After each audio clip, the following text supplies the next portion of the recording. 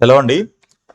మనమంతా కూడా neat result కోసం ఎంతగానో ఎదురు చూస్తున్నాం గదా! సో, దానికి సంబంధించి అప్డేట్ అయితే ఒకటి నిన్న ఈవినింగ్ రావడం జరిగింది. సో, దాన్ని మన వాట్సాప్ గ్రూప్‌లో గూడా పోస్ట్ చేశాము. జస్ట్ ఒక్కసారి ఇప్పుడు మళ్ళీ కూడా మీకు దాని గురించి ఒక 2 మినిట్స్ చెప్తాను. So, me OMR sheets and recorded response sheets అన్నీ గూడా అవైలబుల్‌గా పెట్టింది మన ఎన్‌టీఏ. సో, మీరు కావాలనంటే అది చెక్ చేసుకోవచ్చు. అండ్ దాంట్లో ఏమైనా మిస్టేక్స్ ఉన్నాయని మీకు అనిపించినట్లయితే మీరు దానికి సంబంధించి ఛాలెంజ్ చేయడానికి కూడా రెస్పాన్స్‌ని మీకొక ఫెసిలిటీ అయితే ఇవ్వడం జరిగింది. కాకపోతే ప్రతి క్వెషన్‌కి రూ. 200 మీరు పే చేయాల్సి ఉంటుంది. సో, పే చేసి మీరు క్వెషన్‌ని ఛాలెంజ్ చేయొచ్చనమాట. అయితే అది మనకి నిన్నటి నుంచే స్టార్ట్ అయింది.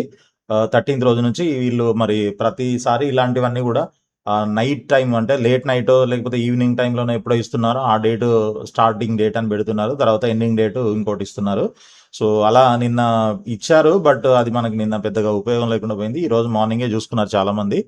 సో, ఎండ్ డేట్ వచ్చేసి 15థ్ జూలై 11 AM వరకు మనకు టైం ఇచ్చారనమాట. ఈ లోపల మీరు ఛాలెంజెస్ అయితే సబ్మిట్ చేయొచ్చు.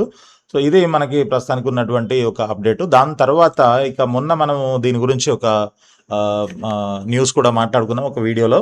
సో, ఎన్ఎంసి ఒక డ్రాఫ్ట్ అమెండ్మెంట్ రిలీజ్ చేసింది. అది నిన్న కూడా మనకి అఫీషియల్‌గా వెబ్‌సైట్‌లో పెట్టడం జరిగిందనమాట. సో, ఇదేంటి అనేది మొత్తం అంతా మనకి ఒక 7 పేజెస్ డాక్యుమెంట్ ఉంది. దీంట్లో ఇది హిందీలో అండ్ ఇంగ్లీష్‌లో కూడా ఉంది.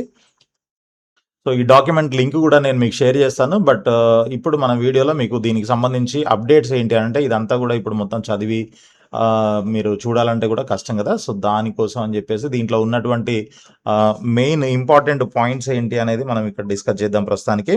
సో, దీంట్లో ఏంటంటే మెయిన్‌గా ఈ కొత్తగా వచ్చేటువంటి మెడికల్ కాలేజెస్ ఏవైతే ఉంటాయో, ఆ మెడికల్ కాలేజెస్ పర్మిషన్ ఇవ్వాలి అనంటే ఇంతకుముందు వీడియోలో అయితే మనం కొన్ని రిలాక్సేషన్స్ అయితే ఇవ్వడం జరిగింది. సో, అలాగే కొన్ని రిస్ట్రిక్షన్స్ కూడా అంటే రిస్ట్రిక్షన్స్ ఇన్ ద సెన్స్ కొంచెం కఠినంగా ఈ చేంజెస్, అప్రూవల్స్ అయితే తీసుకురావడం జరిగిందనమాట. అయితే మెయిన్‌గా ఏంటంటే ఈ కొత్త మెడికల్ కాలేజెస్‌కి కంప్లీట్‌గా ఇన్‌ఫ్రాస్ట్రక్చర్ బిల్డింగ్ గానీ, ఇన్‌ఫ్రాస్ట్రక్చర్ గానీ అన్నీ కరెక్ట్‌గా ఉంటేనే వాటికి అప్రూవల్ ఇవ్వడం జరుగుతుంది. సో, ఆ కాలేజ్ బిల్డింగ్ గానీ లేకపోతే అవసరమైన ఎటువంటి మన ఇన్‌ఫ్రాస్ట్రక్చర్ ఏదైతే ఉంటుందో అదంతా కూడా కంపల్సరీ ఉండాలి. ఉన్న తర్వాతనే వీళ్ళు పర్మిషన్ కోసం అప్లై చేసుకోవాలి అని చెప్తున్నారు. సో, అలా కాకుండా సగం బిల్డింగ్‌లు కన్‌స్ట్రక్షన్‌లో ఉన్నాయి. ఇన్‌ఫ్రాస్ట్రక్చర్ లేదు. ఇట్లాంటి ఆ స్టేజ్‌లో ఉన్నప్పుడు మీరు అప్లై చేసుకున్నా కూడా అప్రూవల్ అనేది చేయరు. ఇమ్మీడియేట్‌గా అప్లికేషన్ రిజెక్ట్ చేయడం జరుగుతుందనమాట. కాబట్టి అలా కాకుండా ముందుగానే అన్నీ కంప్లీట్ చేసుకొని తర్వాత అప్లై చేయాల్సి ఉంటుంది. ఆ తర్వాత ఈ ఇన్‌కంప్లీట్ అప్లికేషన్స్ ఏవైతే ఉంటాయో అంటే ఆ డాక్యుమెంట్స్ సరిగా లేకుండా రిక్వైర్డ్ డాక్యుమెంట్స్ అయితే ఏవైతే ఉంటాయో అవన్నీ కూడా ప్రాపర్‌గా సబ్మిట్ చేయాల్సి ఉంటుంది. ఒకవేళ అవి చేయకపోయినా కూడా వాటిని అప్లికేషన్‌ని రిజెక్ట్ చేసే అవకాశం ఉంటుంది. దాని తర్వాత ఇంకో పాయింట్ ఏంటంటే మెయిన్‌గా యూనివర్సిటీ అనుబంధ అనుమతి అంటే యూనివర్సిటీ అఫిలియేషన్ కూడా కంపల్సరీ అనమాట. కన్సెంట్ ఆఫ్ అఫిలియేషన్ కూడా ముందే వీళ్ళు తీసుకొని అప్లై చేయాల్సి ఉంటుందన్నమాట ఎన్ఎంసీ పర్మిషన్ కోసము. సో, అది లేకపోతే అప్రూవల్ అనేది రాదనమాట. ఓకే. దాని తర్వాత ఇంకోటి సాల్వెన్సీ సర్టిఫికేట్ అనేది కూడా ఒకటి సబ్మిట్ చేయాల్సి ఉంటుంది. సో, ప్రీవియస్ ఇయర్ ఫైనాన్షియల్ ఇయర్‌కి సంబంధించినటువంటి సాల్వెన్సీ సర్టిఫికేట్‌ను చార్టర్డ్ అకౌంటెంట్ నుంచి తీసుకొని వీళ్ళు సబ్మిట్ చేయాల్సి ఉంటుందనమాట. సో, దరఖాస్తు చివరి తేదీకి ముందు 90 డేస్ లోపల తీసుకొని సర్టిఫికేట్ మాత్రమే వ్యాలిడ్ అవుతుందనమాట. ఓకే. సో, దాని తర్వాత కార్పస్ ఫండ్ కూడా దీనికి కంపల్సరీ ఉంటుంది.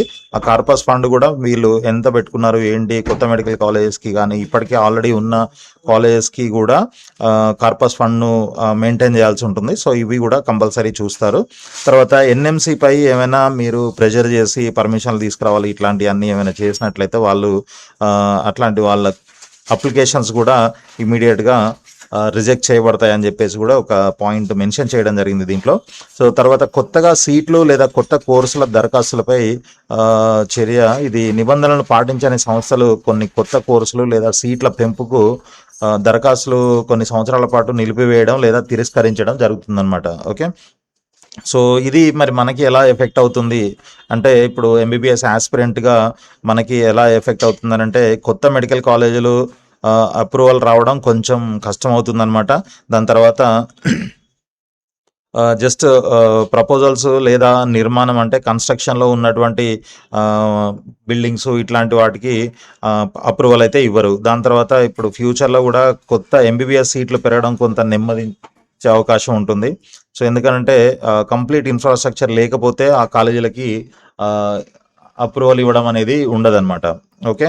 సో, ఇప్పటికే ఆల్రెడీ కొన్ని కాలేజెస్ ఉన్నాయి. అండ్ వాటిలో కొన్ని సీట్లు పెంచడం కోసం గూడా కొన్ని కాలేజెస్ అయితే అప్లై చేసుకోవడం జరిగింది. సో, అలాంటి వాటికి అన్నిటికి గూడా సో, ఈ రూల్స్ ప్రకారంగా అన్ని కరెక్ట్‌గా ఉంటేనే ఆ సీట్లనేది పెంచుతారంట. లేకపోతే పెంచే అవకాశం లేదు అని జెప్పేసి చెప్తున్నారు. అయితే మరి తెలంగాణలో ఎట్లా ఉంది పరిస్థితి ఏంటి అనేది మనం అనుకున్నట్లయితే ఈ డ్రాఫ్ట్ అమల్లోకి వచ్చిందనుకోండి ఒకవేళ.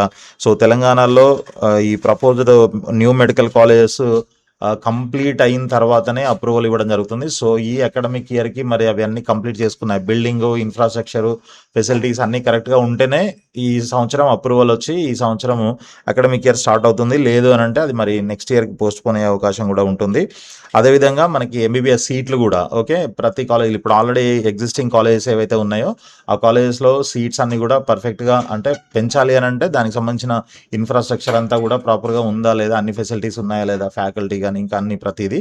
సో, అవన్నీ గూడా చెక్ జేసి అప్రూవల్ ఇవ్వడం జరుగుతుంది గాబట్టి ఒకవేళ అవి లేకపోతే ఆ కాలేజెస్‌లో సీట్స్ పెరగడం కూడా కొంచెం కష్టమే అని ఈ డ్రాఫ్ట్‌ను బట్టి అయితే తెలుస్తుంది. సో, చూద్దాం మరి ఫైనల్‌గా ఏమవుతుందనేది. ఇప్పటికే ఆల్రెడీ మనకి కొన్ని కాలేజెస్‌లో సీట్లు పెరగడం జరిగింది.